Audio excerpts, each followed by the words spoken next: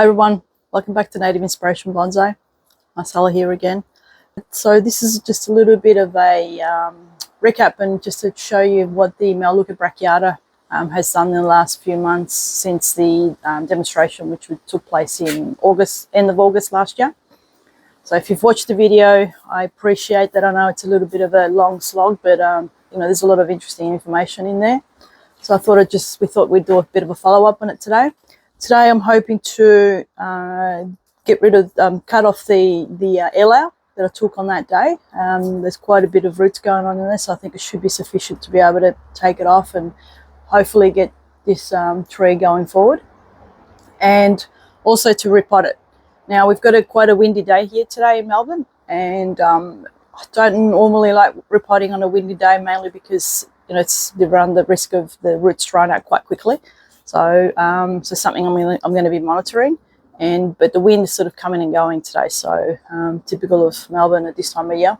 It is warm, but the wind is what could cause an issue. So, anyway, it's just something to keep in mind when you're repotting, and be mindful of that. So, as long as you're sort of hydrating the roots, it should be okay to do it.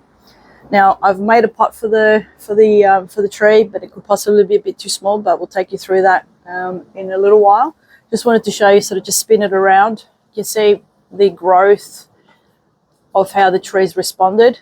Before I do a spin around, I was just getting Nick to zoom in on some of the shoots that have popped out in the months since. I've got some budding back here, which I'm more than likely not going to need. I don't want that area to be filled up with anything. I want this tree just to have its own space. I've got some more shoots that have popped up around the back of here. Some of these will be more than likely not useful. And there's some more along on that tree there, on the second tree there, which is, again, some of them may not be useful. And more excitingly, I've got some stuff that's popped up right up along here, which is definitely useful because it will allow me to fill up the space. It will allow me to fill up that space that's up here, which is lacking a bit of foliage. And more importantly, the ones that have grown here, these are really good as well to fill up the back space of this particular area because the air layer will come off. So it's responded quite well, which is a great thing. There is some sort of dead branches here and there, but I'm not going to worry about those today. And I'm not going to be cutting the tree back at all today. I'm just going to be repotting it. And I'll explain through the process as to why I only do that a little bit later. But I'll just give it a bit of a spin so you can see how healthy and full of new growth it is. It is still quite wide. It is still quite difficult, tricky to get it through our gate. But hopefully I'll be able to chase that back with time, the foliage back with time. As I said through the demonstration, this is quite a heavy pot. I would say that the pot itself will probably weigh about 5 to 6 kilos. And that alone adds a lot of weight to the tree. And I want to be able to still move these, regardless of the size of it, I still want to be able to move it around. So I'm going to either put it into the bonsai pot I've made or into a plastic growing on pot. But anyhow, we'll see. We'll get to that when we get to that part. So if you can see, the air layer has taken quite well. We didn't want to take up your time with just undoing all the wiring, but you can see there's quite a lot of roots that have that developed in there. So that's pretty impressive. It's taken a little longer, probably more than likely because it was taken sort of late. We're still kind of in winter when the demonstration was done, so it's taken a little bit longer to take and produce roots. And usually they'll sort of be more active over the warmer weather, and that here in Melbourne again took a little bit longer to happen as well. So, but I think I'm fairly happy with the amount of roots that I've got there. So I've prepared a pot for it. It's just going to go into just an orchid pot, something small, nothing too big, so that it stabilizes and hopefully grows in there. I've got plenty of tie wires in here just to make sure I stabilize it, because there isn't a lot of roots there to maintain, to get that sort of tied in. So do the best I can. But the first thing we'll do is just take that plastic off.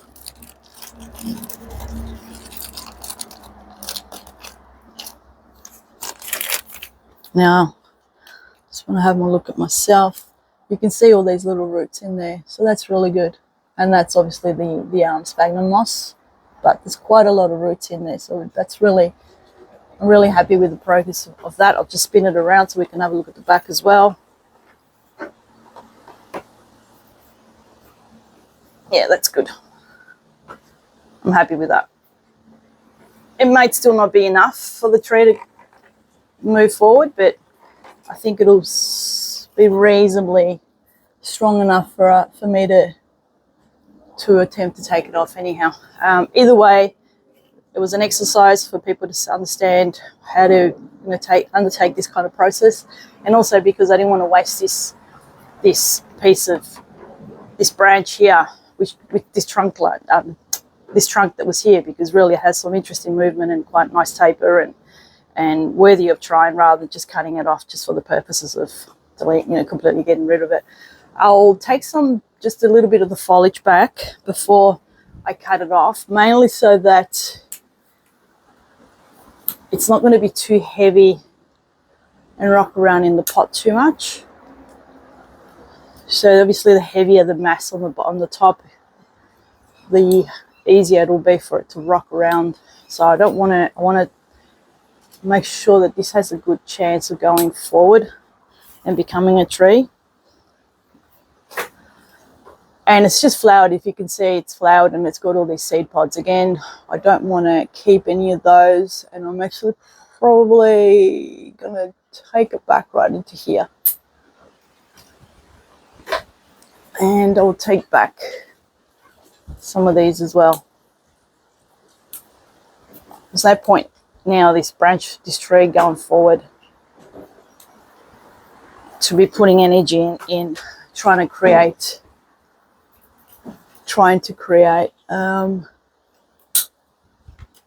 reproduce itself by spending time in the creating seeds. So just get rid of those. I think that should be enough. I want to leave some foliage on there so that the tree has something to, basically the way it works is that the shoots create new roots as well. So that's basically food for it, because once it's severed from the main tree, it's not going to have its own food source. So it's going to be its new food source going forward. But so we need some of these to help reestablish itself. So I think that's about enough. And then, yep, I think that's about as much as I'll take off. There's a little dead bits here and there, but they don't really, I'm not overly worried about those.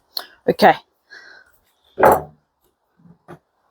So this is a little handy tool to have to make the transition and the cut as quick as possible, rather than rocking anything around. And I want to make sure that I don't cause any issues to any of these roots. So these roots have started to extend out at the back here, so I'm just going to pull that away.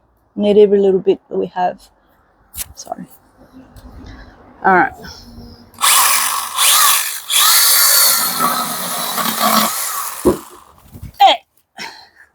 Wasn't counting on that. Anyhow, so there it is. So that's stub. Before I do anything, I might just notch away at some of that so that it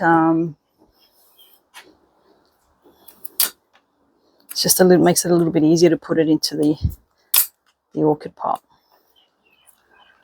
Okay. Now, I don't normally separate the roots. They're too fragile, so I don't want to sort of separate any of those, and I don't want to cause any issues. So I'm just going to leave it wrapped, quite tight against the sphagnum moss, and I'm just going to spray them once again, just to make sure that they're nice and moist. All right, and now I have two types of potting mixes that I use. I usually make my own, and for growing on things and for stuff that I'm going to be sort of selling or this type of stuff, I use my friend Dean's Bonsai Roots potting mix. And it's very similar to mine. The difference is it's got pumice and just a bit less zeolite, but it's quite good. So, and I've got some sea mungus in there. If you've watched the feeding video I did the other day, you would have seen that I've put sea mungus on top of all my pots. I also put it at repot time, so everything gets some sea mungus in the actual bonsai into the potting mix. Now I'm just going to pick up that nice movement in there, so I'll put this on a bit of an angle. Rather than going straight, I'll just put it on a bit of an angle, and I'm going to backfill.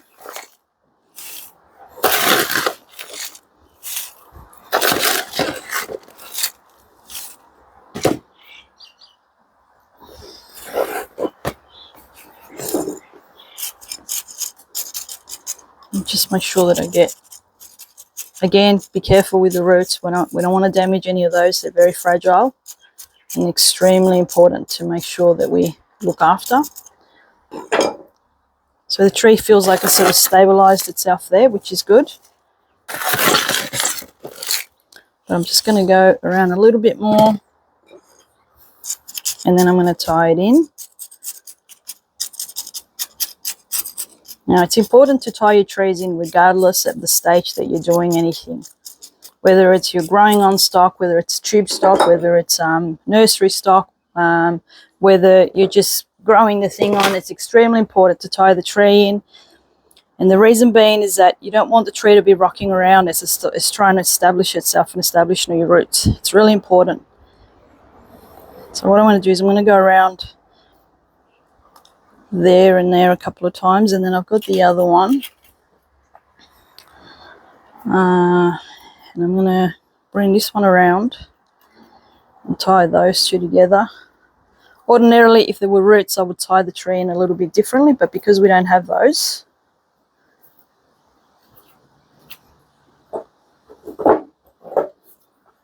I have to make do with what we have.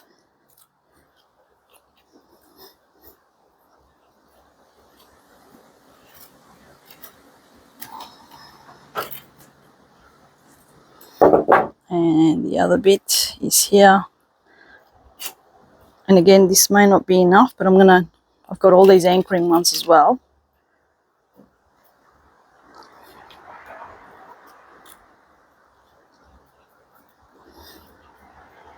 And because this bark isn't a soft one, I'm not too worried about going around. I'm just going to go around this one more time. And even do that. And then go around this a couple of times.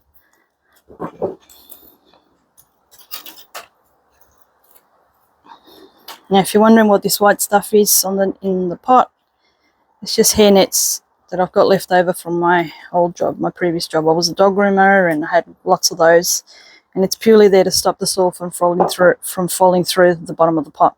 So that's okay there, but I really want to stabilize it a bit better. So I am going to use the longest one I have and go around the top here.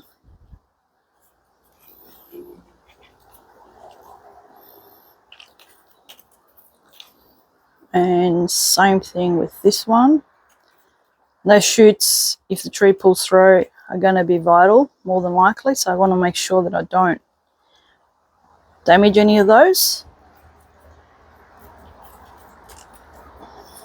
Now, you notice it's not in a massive overgrown size pot. It's in something that's going to be able to allow the roots to stabilize and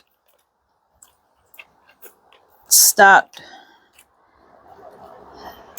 building from a lot quicker, because they're not in an area where it's going to be a cold, damp mass, surrounded by a cold, damp mass, which means that the roots need heat to pull through and start developing. So this isn't going to be constantly cold. It's going to be, it'll warm up quite quickly, and the roots will be quite happy, and they should start flourishing from there. So that's not bad. I think that's quite good.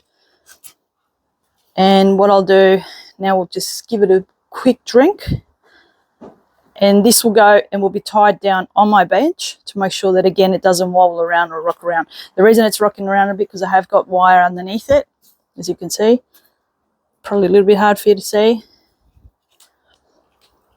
but this is going to make sure, see, the tree's not rocking at all. That's what you want. You want to make sure that the tree's not rocking at all.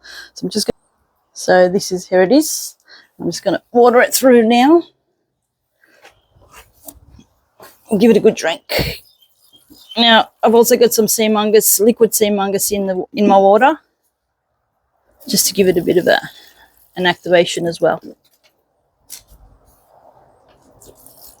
And that water's going right through, so that's good. Okay. So now we'll move on to the tree. So this is how the tree looks now without that that other trunk line that was coming through here. And it'll mean that some things will need readjusting, but I think most of it's there. So you can sort of see, yes, the whole tree is going that way, but I'm also trying to bring it back towards us. This is a counterleaving, sort of like a balancing sort of branch. So it brings you back here, and it feels like the tree is not about to, you know, feels unbalanced and it's about to sort of collapse. Although it is leaning on a very good, quite a steep angle. Just want to talk about the cut. That's it there. What I'll do is I'll clean it up a little bit. I don't seal any cuts. I don't use any of those type of products. I know it's controversial, but the reason why I don't do it is because, one, I believe that it actually inhibits the actual, you know, the natural sealing abilities of the tree to do what it naturally would do if it was out in the wild. And secondly, when things like that happen in the wild, there isn't a little person that's getting up a tree and putting on some sealer over the top. I know, controversial, but that's what I do, and I find that what it does is that the cut actually heals over and rolls over a lot better and a lot more naturally. Trees like this won't heal over and sort of round up as much as what a eucalypt would or another type of variety of tree would, but they still sort of do heal over and close over, and it's much more natural rather than putting that paste, which I really find very unappealing to look at. So I've just rounded off, take off the sharp edges so that when we're looking at from the front, it's not so obvious.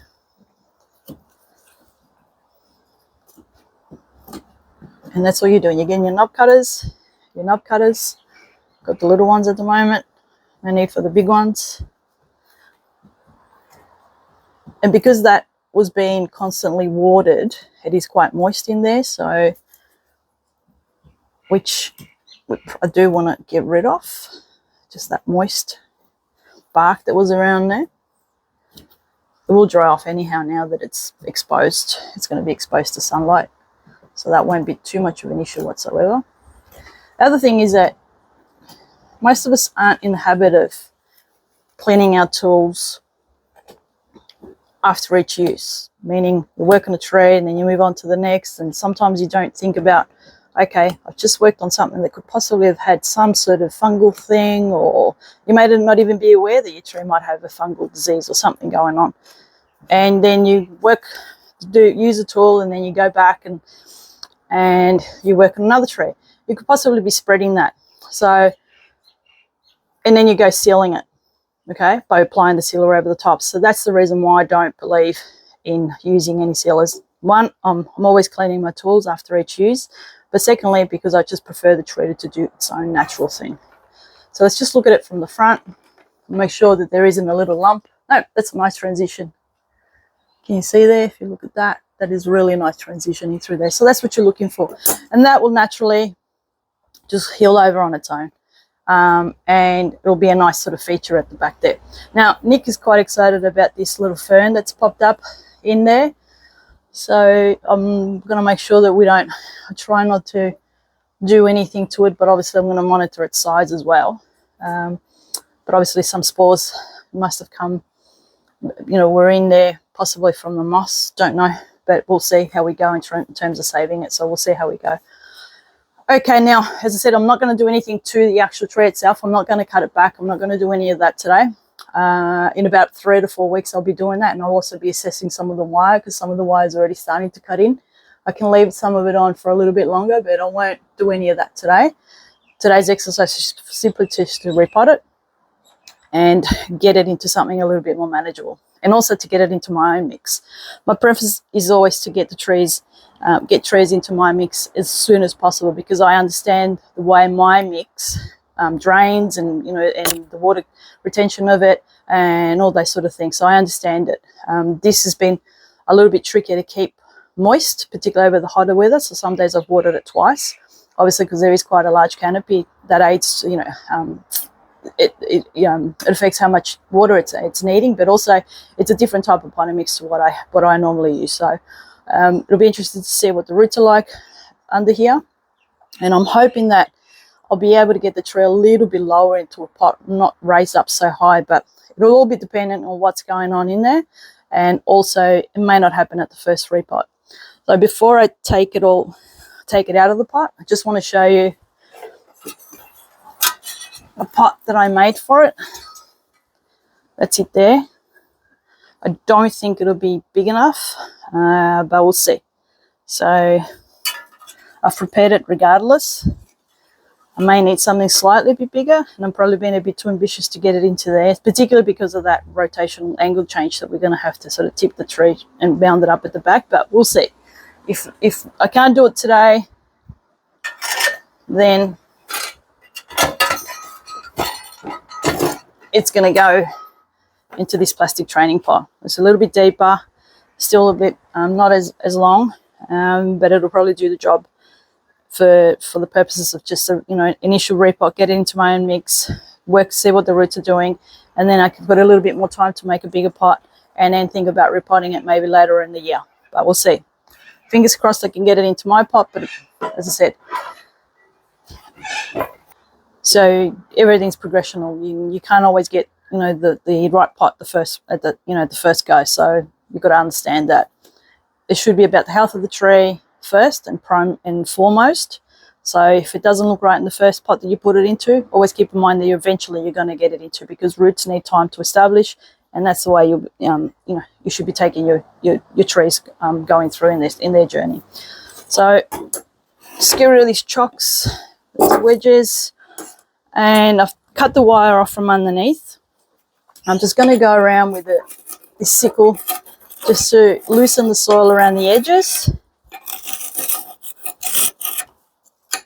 And hopefully it'll slip out quite easy, but I don't know. Now, I didn't water the tree yesterday because I knew that we were going to be doing this exercise today. So if you're planning on repotting, skip the watering the day prior, so that it makes it easier to take it out of the pot. And also for the potting mix, whatever the potting mix that you're using, comes off and releases itself off the roots a lot easier. If you try and repot something that's quite wet and moist, you run the risk of tearing too many roots by doing that. So it's not a big deal that it's missed one day. You can see, now I'm trying to get in there as much as I can.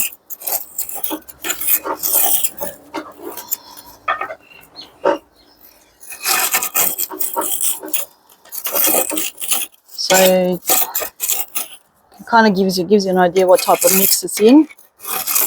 Probably a little bit similar to mine, bit of inorganic, maybe some organic in there, I'm not too sure.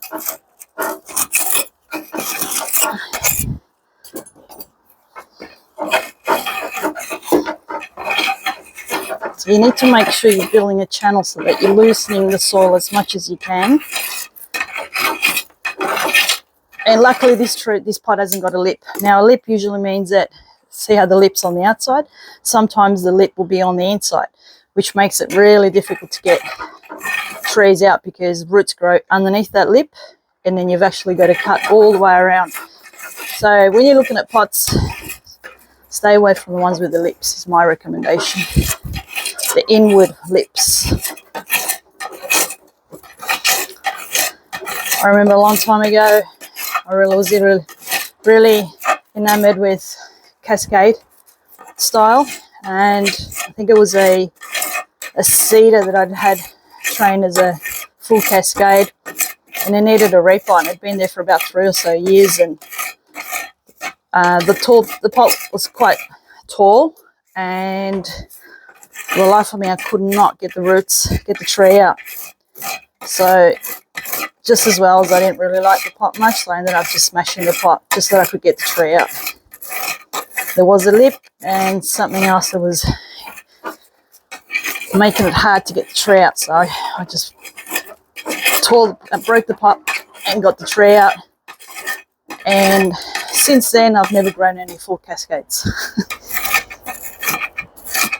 Alright, so they've gone all the way around, and the tree's fairly loose. Just wanted to show you the sort of things that are in there in terms of the potting mix. I've got some scoria, some really bit of pumice, a bit of maybe zeolite, but it's the scoria that I really don't like using in my mix, or really any mix. Main reason being it's the sizes are way too sort of ununiform. They're not uniform enough. You get too many variations in the sizes. But also I find that for some reason it seems to the way it reacts to water and how it holds it and makes it available to trees. I haven't still worked it out, but sometimes it seems to stay a little bit wetter than what it would not, sometimes is required. So as I said, some people have had other experiences with it. I don't use it, but when I've acquired trees by other growers who use it, that's what I've sort of noticed. But anyway, everyone has their own special recipe, and no one's right, no one's wrong. It's just a matter of what works for you. I just don't like it. So it's ready to come out. It's quite loose. I don't know what the roots are like, so I'm just going to put, okay. I suspected that there may have been some root aphid in the tree, and I was right. Can you see all this white residue? I'll pull the tree back in a second, but can you see all this white residue along the wall of the pot? All of this stuff here is root aphid. Okay, now root aphid can be reasonably damaging to your tree. What it does is it actually feeds off the roots, and eventually the tree deteriorates and loses a lot of vigor. Now I did have an inclination that it could possibly be occurring on the tree, just because of the way it was sort of, even though it looks quite lush and quite healthy, I've gotten to know the signs of it, and I had a feeling, and also knowing that the person I bought the tree from does use scoria, I had a feeling that it could possibly be impacting and possibly helping with the situation in terms of the soil and what root aphids actually like. They like a moist environment, and what I found, as I said before, the scoria tends to sort of stay a little bit moister.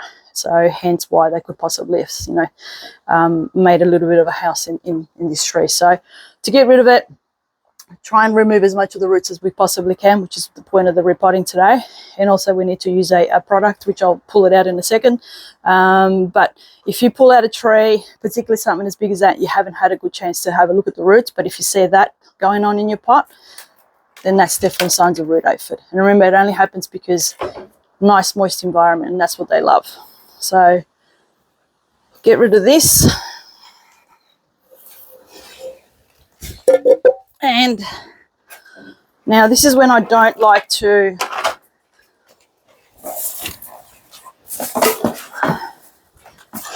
because of the wind that we've got today, I don't want to expose the roots to the elements too much. So I'm just going to pull out the tub that I've got underneath there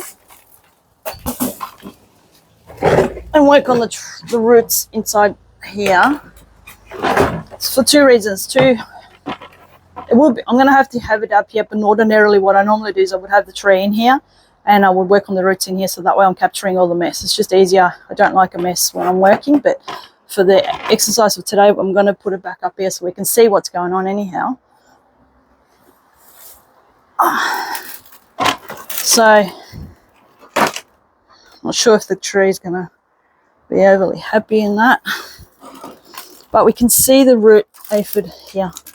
You see all that white stuff all through there? I'm going to see if I can tilt it.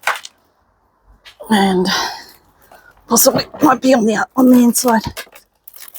Can we see it on the inside? Now I can't see what you guys are saying because it's not safe for me to. So I'm going to just turn it to myself so I can just see how bad it is. So we've got okay root system, but we've got all the root aphids. So it's important you understand the difference between that and mycorrhiza. So mycorrhiza will be much more meshy and not so sporadic, and you won't see mycorrhiza.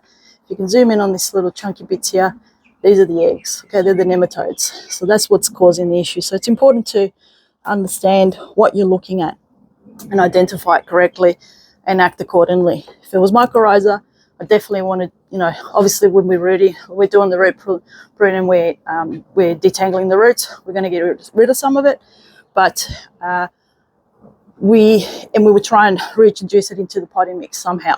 But this we don't want to keep. So it's important that you understand, and it's also very white, starky white. So that's another thing. Whereas mycorrhiza is more of a greyish sort of colour. Okay, so we know we've got to tilt it forward this way by a bit, which means that the front's got to be a bit lower in terms of the repotting. But I'm going to get rid of as much as I can comfortably, particularly go around and get rid of a lot of that root aphid that we've got happening there. So I'm just going to come around so you can all see what's happening. Now I'm going to try and keep this video as short as we can. I know everyone's busy, but it's also important that if you're new to this, you understand the process. And I would really like to get rid of as much of that potting mix that has been previously used as possible as well. Again, because I want to introduce my own potting mix as closely to the root ball as possible. Now I'll do repotting videos going forward with my own trees that I've been repotting for a few years, and it'll just show you the difference in the type of roots that I've developed as opposed to these sort of coarser sort of roots, which aren't really ideal.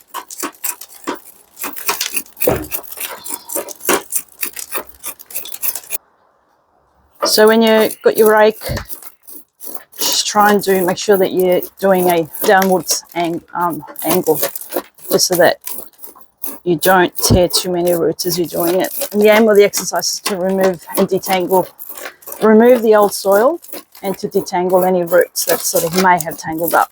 So that's what you're trying to do. Some people do this.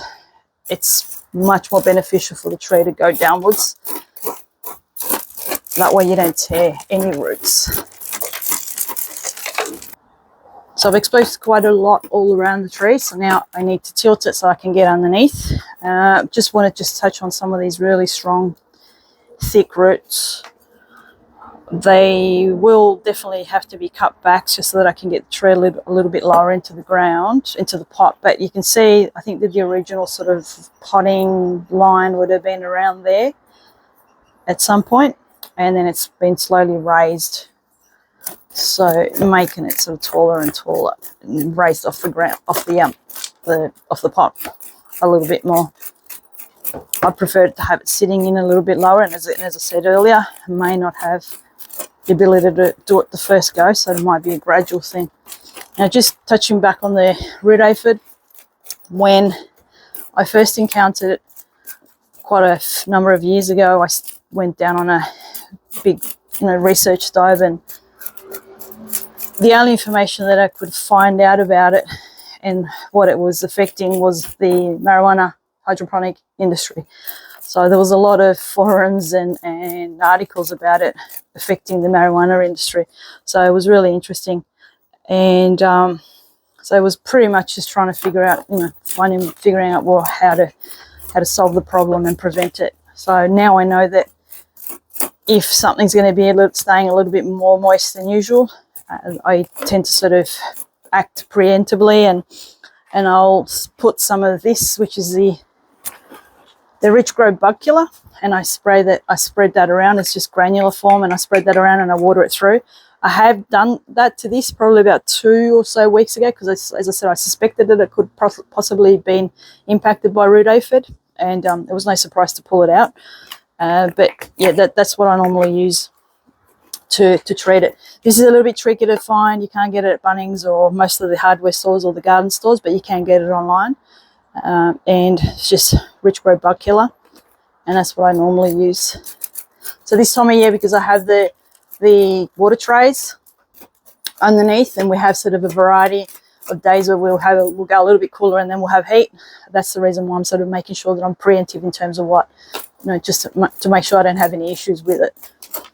And over winter, if you're using a purely soil-based potting mix, you're more than likely going to find that you'll have issues because the soils will stay quite wet over winter. So you'll definitely, more likely have issues with it. Now, if you find that on one tree, you're more than likely going to have it in the next tree or the next tree afterwards too, sitting next to it. And it tends to attack a lot of natives and exotics as well. So it's not, it's not picky and choosing. It's not a thing that attacks just natives. So it is something that I think a lot of people aren't aware of what it is and don't really treat it and act quickly enough to make sure that they do something about it. But again, it comes back to knowing your tree and understanding what it should be doing at a particular time of the year. And I've said that to you guys before, but it's really important that you understand how vigorous a particular tree should be at a particular time of the year. And this time of the year, these things should be going crazy. Everything in my backyard is going crazy, and I'm literally trimming things back. 2 weeks later, it's almost as if I've not touched it. So it's just how vigorous they are at this time of year. So it's important that if something's lacking a bit of vigor and not doing what it should be doing, then it's definitely you may have an issue with root aphid. I've even purchased plants from nurseries, and I've pulled them out and I've had the root aphid in there, and they don't even understand it. So it's it's an interesting sort of thing to have to work your way through. So now I'm going to tilt the tree forward so that I can get underneath it.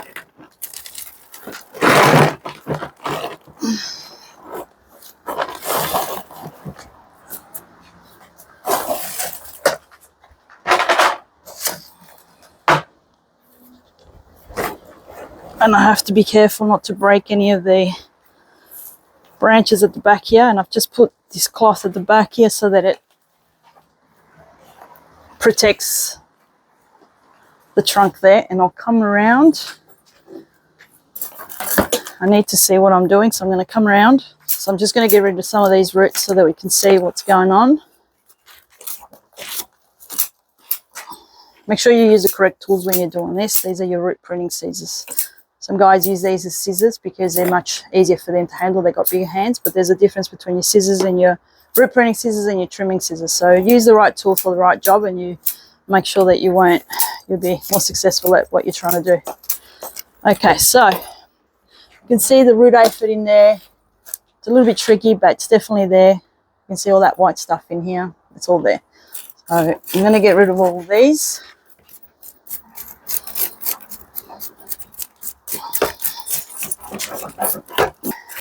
All right, at the bottom, it is quite tangled because this is when they start sort of returning around themselves and going around the pot. So you can be a little bit harder on these and separate them as you need to. But again, always keeping in mind that you're not going to be trimming everything back, so just be careful at the same time.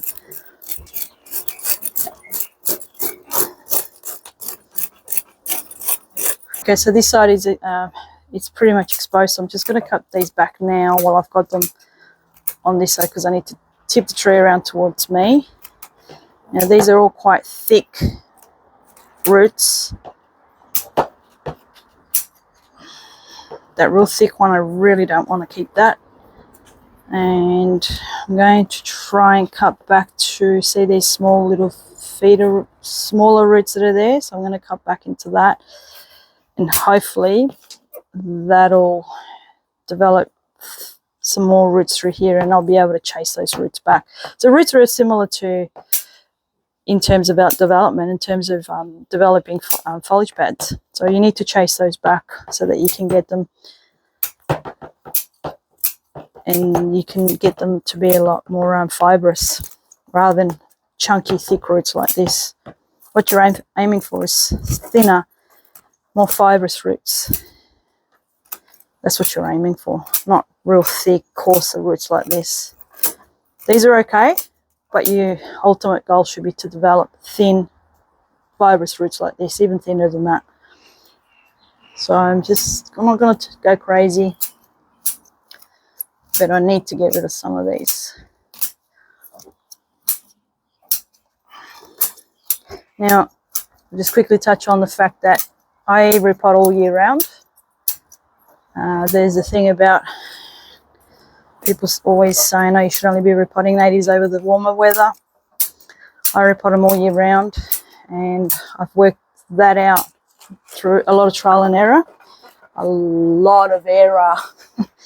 But what I worked out is as long as I only work on one thing at a time, so I only do the roots and leave the tree alone, I've successfully been able to repot all year round. And the main thing is that I shelter the trees for at least 3 to 4 weeks, regardless of whatever the time of the year is.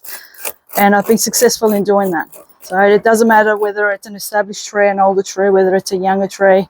I've been able to work that out, and it allows me to just keep on top of the trees. When your collection is 99.9% natives, you really can't be repotting over the warmer weather and try it and hope that you can get through everything.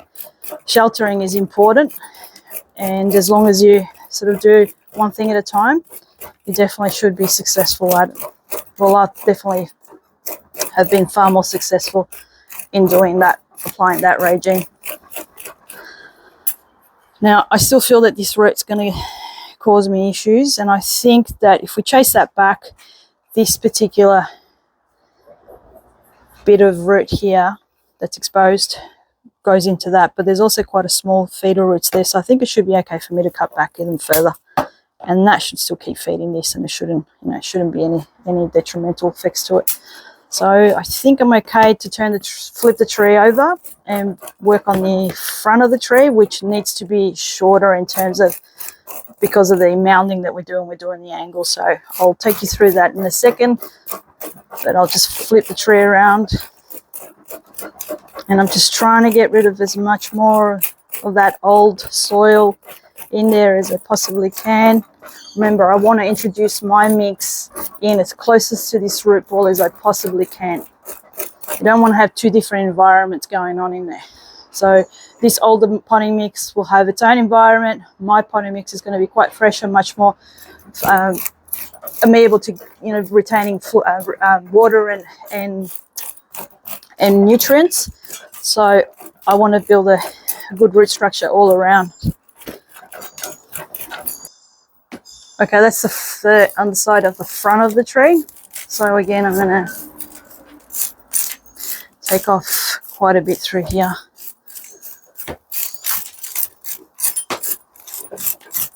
Now, you can see that there's actually much more sort of smaller, finer fibrous roots going through here. So I did notice that there is a little bit of difference in where the potting mix and how it's occurring.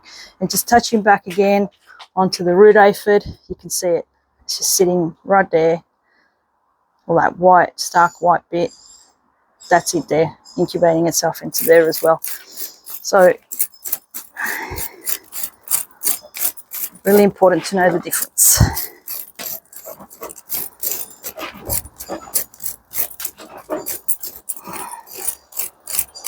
Okay, so we have exposed pretty much everything that I want to expose through here, so I'm just going to cut some of these off. Again, they're quite coarse, not ideal, but that's what we have, so we work with that and just cut back to what I'm sort of comfortable to cut back. So get rid of anything that's quite thick. Sorry, the flies have started playing up now.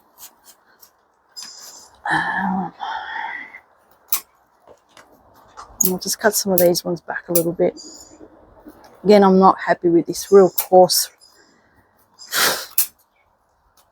system that's developed itself here. So I'm just going to cut back a little bit harder in there. It's a bit tricky to see, but there you go.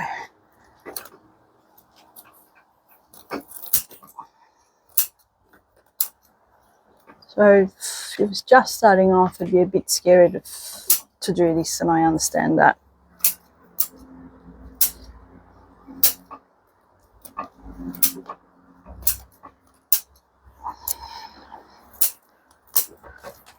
All right, I think as much as I want to go, I'm notorious for going even harder sometimes just so that I can get my mix. As you can see, it's quite dry in through there. So I'm just going to untangle that one and get rid of that. And I will leave the rest alone, I think. What I can do is just sort of poke my chopstick in through just to get some air. You can see that that's quite solid and hard, so just to get some air pockets in there.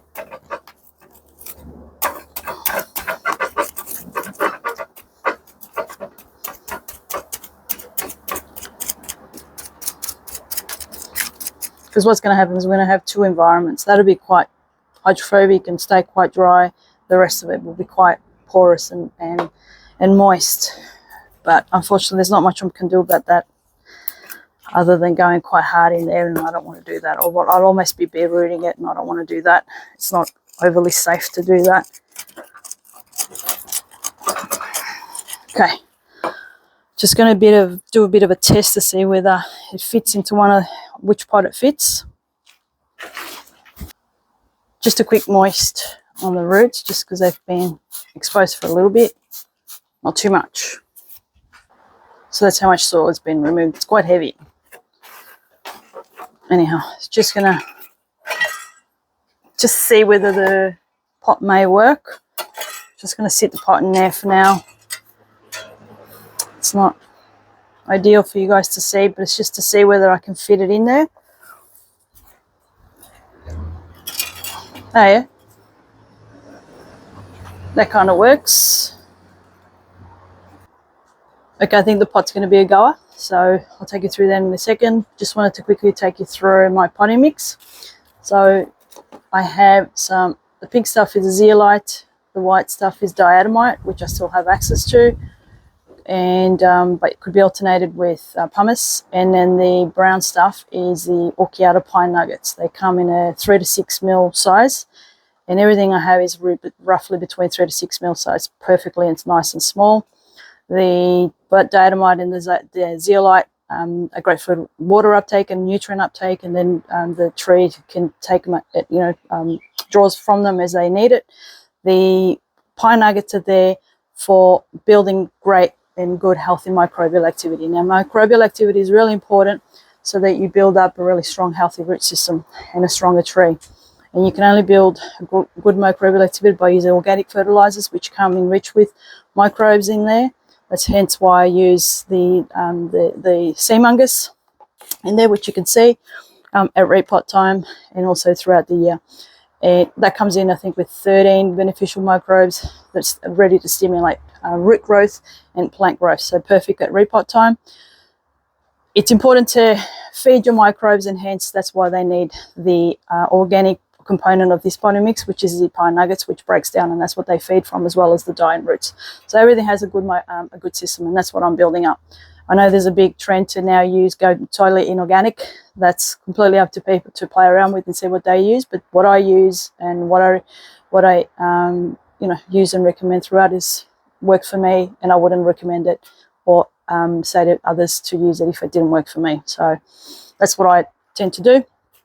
Now I'll just backfill. Just put some potting mix at the base of the pot. The pot is ready to go. Now I know I need to build up at the back here because we're tilting the tree this way. So I want a little bit more soil around here.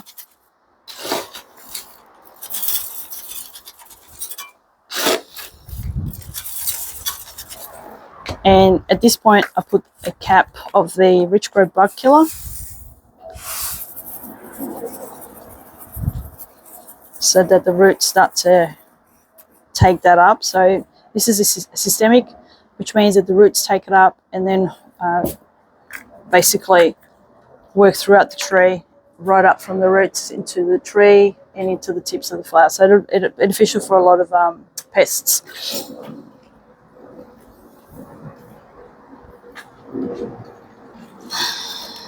So it's sitting a lot lower in this pot, which I'm really happy about. And it needs to come forward a little bit, somewhere around there, I think. So I'm happy with the amount of roots that I've been able to take, and I'm happy with what I've left. It may seem like a massive removal of roots, but I'm pretty confident that this tree can take it. These 3 trees can take it, and it'll be happy going forward. So I'm just going to mound it up a little bit back, a bit more at the back, which means putting more potting mix right at the back here. Sorry, it's a bit tricky for you to see.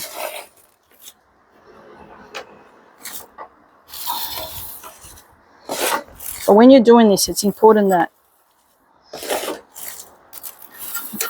you'll see what I mean, that you jiggle the tree around so that it's getting rid of any air pockets that could possibly be sort of sitting there. Now I need to see this from the front, so just excuse me for a second. So I think I need to bring it just slightly bit. Oh no, actually that's about right. The reason being is that even though these little ferns that Nick wants to keep are in the way, we wanted to be able to see that back tree there. And if I do that, I sort of lose that back tree. Can you see what I'm talking about? So I think where I had it there, where I've sort of got it sitting, I think that's the ideal spot. So I'm just going to backfill a little bit more. And let me know what you think of the pot. As I said, I wasn't too sure that it was going to work, but I think it does. As I've mentioned before, I like to have pots sort of blending in with the tree and complementing the tree rather than overtaking the tree and saying, look at me, I'm Sandra D, rather than look at me, I'm the tree, and then look at me, this is my feet. That's what I'm my little mantra in life. It doesn't mean it has to be yours. Okay, I think I'm pretty happy with that. So I'm just going to make sure that I've got enough soil around on the edges at the front there, which means that I have to backfill and then use my fingers to get in there and make sure that I've got enough soil all around.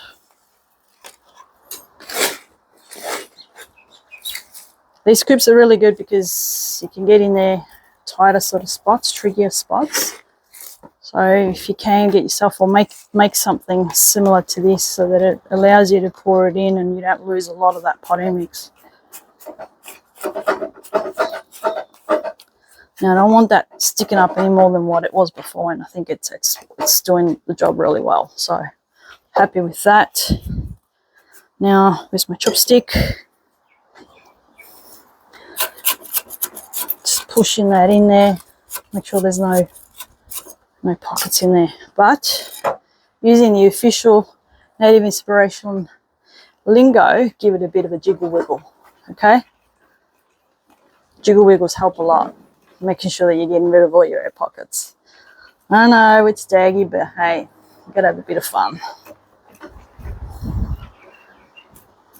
All right, and I'm just gonna backfill some more around here. Now, really important to get in there. Make sure you get rid of all your air pockets.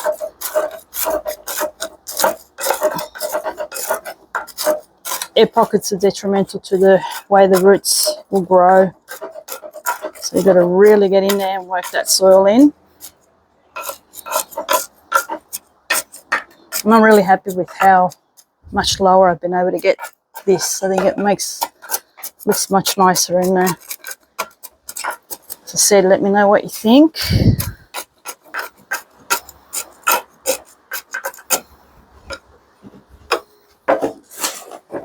Some might think that this pot's actually a bit small for it. I actually think it's perfect. but it may mean that in a year's time I might need to go a little bit slightly bigger. But I think for now, I think it works really well. So just make sure now you keep pushing that soil through. I've gone all around and I've sort of covered most of the roots so they're not exposed.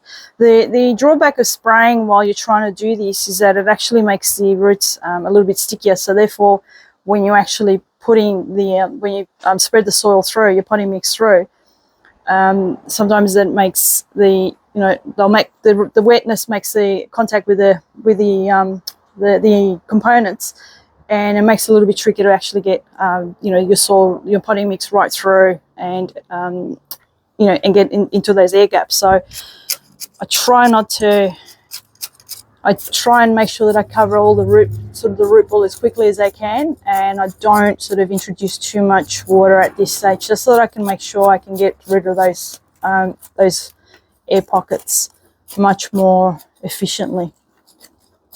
If you've had I don't know if you've noticed that once you've sort of wet it, or if your potting mix is a bit damp when you go to repot, it just means that the roots are stickier and you just can't get your potting mix in there, and the soil just gets stuck, and then you end up with air pockets that you don't really want. Now there's a stubborn root that's sticking up. I'll deal with that in a second when I spin the tree around. So what you do is you concentrate. So you sort of backfilled everywhere, and then you concentrate all around the tree. Make sure you're covering all the pockets, going all around the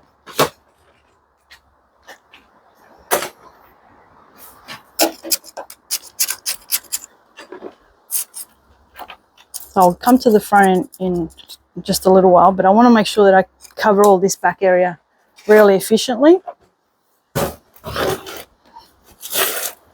Alright, so at this point I've sort of backfilled enough, but I still need quite a bit to do. But this is the point where I feel like the tree is so stable in the pot, and this is when I normally go in there and tie the tree in.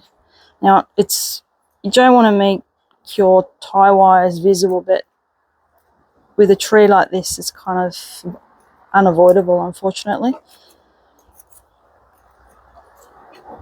So I've gone in through the front, and then I'm making sure that I'm putting pressure on this, so that, because that's quite a lot of weight on this from the tree. So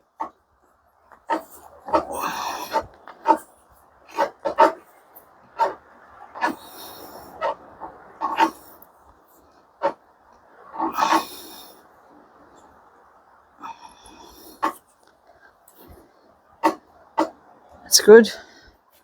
And I've got the other one at the front here.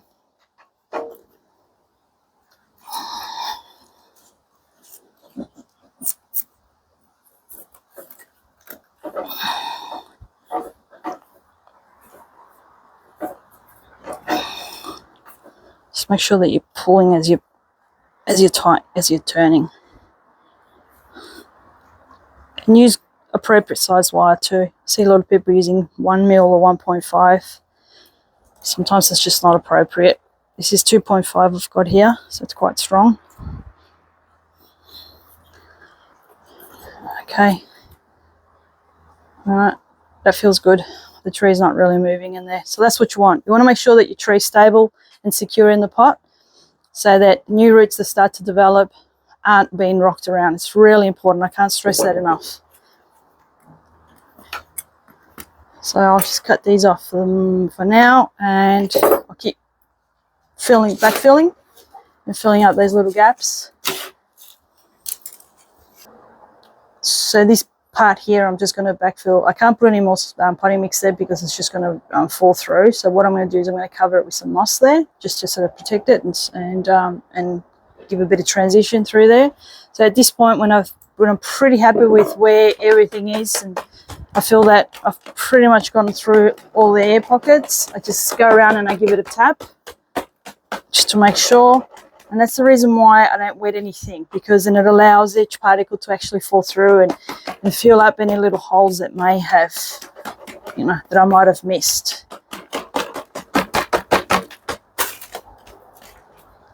Okay, so one more turn, a couple more turns on this just to make sure.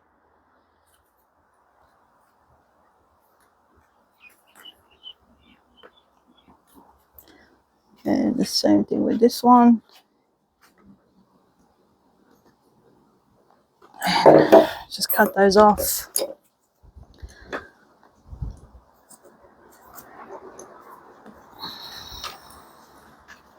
You want them sticking out and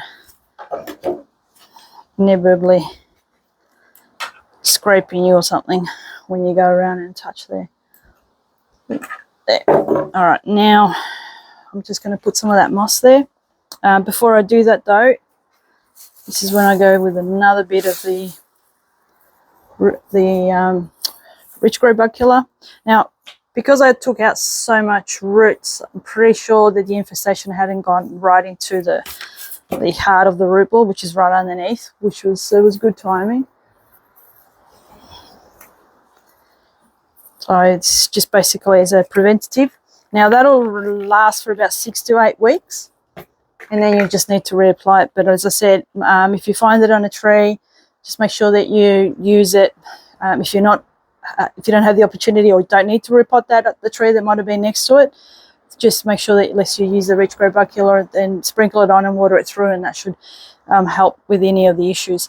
So now I'm just going to spray the top of the potting mix so that I can apply some of this moss that I've got here. Now we're in the middle of summer, and yes, I have moss because whenever I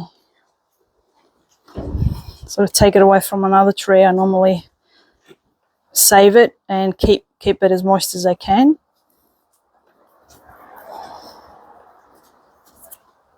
So I've got a little bit on hand, which I'm lucky about.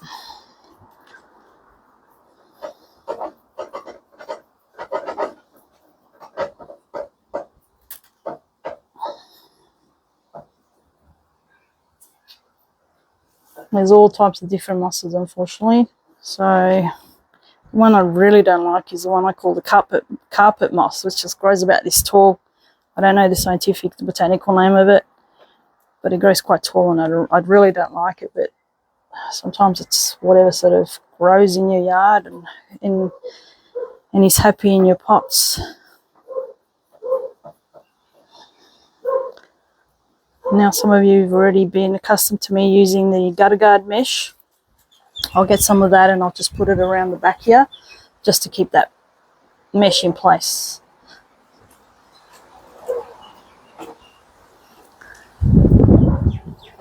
Okay, happy with that there. That's about as much as it needs. So bring you around back to the front. Okay, so the tree's been finished. It's repotted. It's quite solid in there, which I'm really happy about. Just do a little bit of a spin around for you. You can see what it looks like in all sides, on all the angles. I will put the mesh, as I discussed before,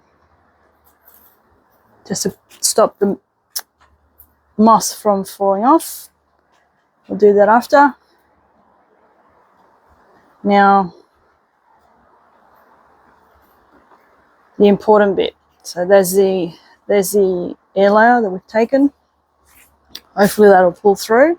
I'm pretty confident that it will. And I think that'll make an interesting little tree going forward. Now the aftercare. It's really important. It will be, as I said to you before, I've not taken any of the foliage off on there of the tree. I think it's going to give the tree a much better chance to start developing new roots, the auxins at the tips, the telltale signs of, which will allow the tree to develop new roots, and it'll do it much faster. So I'll shelter this for less than the next sort of 3 to 4 weeks, and it's going to get a good drink after we finish the videoing, and it'll be sheltered for 3 to 4 weeks, and then it'll get a bit of a haircut. And then when it gets a bit of a haircut, I'll bring it back and I'll do another session for you guys. And so yeah, so any questions, anything you're not too sure about, and let me know what you think of the pot choice. Please get in touch. I'm always happy to hear from you. Thank you for the support. And the usual typical things that everybody says, please like, subscribe, share, whatever else they tell you to do. And I understand if you don't, but if you do, thank you. I'm very passionate about our trees, so I'm hoping that whatever I'm sharing with you all is helping your journey with them. And and one more thing, I am planning on doing another demo like I did with this one and having a small audience there, so stay tuned for that. It will be with another Melaleuca group that I've got there, and there's a few other trees that I'm thinking about doing a similar thing to. So again, it's always just a small group, and I think that small group gets a lot from it just there. And it'll make an interesting video for everybody else later on anyway. So as I said, keep in touch with that sort of coming forward. And also just another thing too, I've got a bit of a small amount of merchandise available. If you're interested, it's hoodies and some t-shirts. If you're interested, there'll be a link on the info below as they tell you to do. Anyway, thank you and talk to you soon. Take care.